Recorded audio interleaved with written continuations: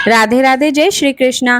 कार्तिक मास महात्म अध्याय 2। श्री कृष्ण भगवान बोले, हे प्रिय, जब गुणवती ने राक्षस द्वारा अपने पिता और पति की मृत्यु को सुना तो दुखित हुई और रुदन करने लगी। हे स्वामी, हे पिता, आप मुझे छोड़कर कहाँ चले गए? मैं आपके बिना क्या करूं? अब मेरे भोजन वस्त्रादि का प्रबंध कौन करेगा? अब मैं किसकी शरण लूं? मैं विधवा हो गई हूँ। विधाता का मेरे ऊपर कोप हुआ। मैं कैसे जीऊं? श्री कृष्ण जी बोले, चिल्लाह पक्षी के समान विलाप करती हुई हवा से हिलते हुए केले के पत्ते की तरह कांपती हुई पृथ्वी पर गिर पड़ी। थोड़ी देर में सावधान होने पर फिर विलाप करने लगी और शोक समुद्र में डूब गई। उस गुणवती ने घर की सब वस्तुएं बेचकर यथाविधि से अपने पति और पिता की पारलौकिक क्रिया की और उसी नगरी में विष्णु भगवान की भक्ति में तत्पर होकर इंद्रियों को वश में करके शांति से रहने लगी और मरण समय तक एकादशी और कार्तिक मास के व्रत आदि करती रही। हे प्रिय, ये दोनों व्रत मुझे अत्यंत प्यारे हैं, जिसके करने से भोग और मोक्ष की प्राप्ति होती है, पुत्र और संपत्ति मिलती है। कार्तिक की तुला राशि पर सूर्य निकलने पर महापापी जो भी प्रातःकाल स्नान करते हैं वे भी मुक्ति को प्राप्त होते हैं।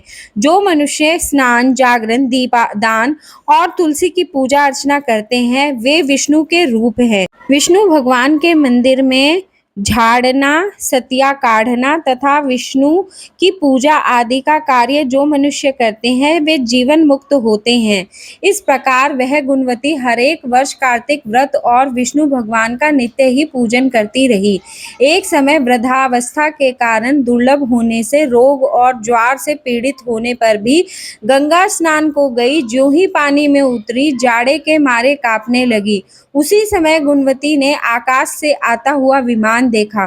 शंख, चक्र, गदा, पद्म आदि आयुधों को लिए हुए विष्णु के रूप धारण करने वाले पार्षद गरुड़ की ध्वजा वाले अप्सराओं से युक्त ऐसे विमान में बिठाकर बैकुंठ को ले गए। प्रदीप्त अग्नि के समान कीर्ति वाली गुणवती विमान में बैठी हुई कार्तिक व्रत के प्रभाव से मेरे पास आ गई। जब ब्रह्मादि देवताओं की प्रार्थना से मैं पृथ्वी पर आया तब वे गण भी मेरे साथ आए। हे भामिनी, यह सब यादव मेरे गण हैं और तुम्हारे पिता देव शर्मा भी इस जन्म में सत्राजित हुए और तुम्हारे पति चंद्र शर्मा इस जन्म में अक्रूर है। और हे देवी, तुम वह गुणवती हो जो कार्तिक के स्नान के प्रभाव से मेरे लिए अत्यंत प्रिय हो।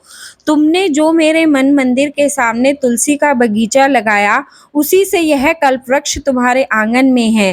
कार्तिक में जो पहले तुमने दीपदान किए हैं उसी फल से तुम्हारी देह सुंदर है और घर में लक्ष्मी देवी का निवास है।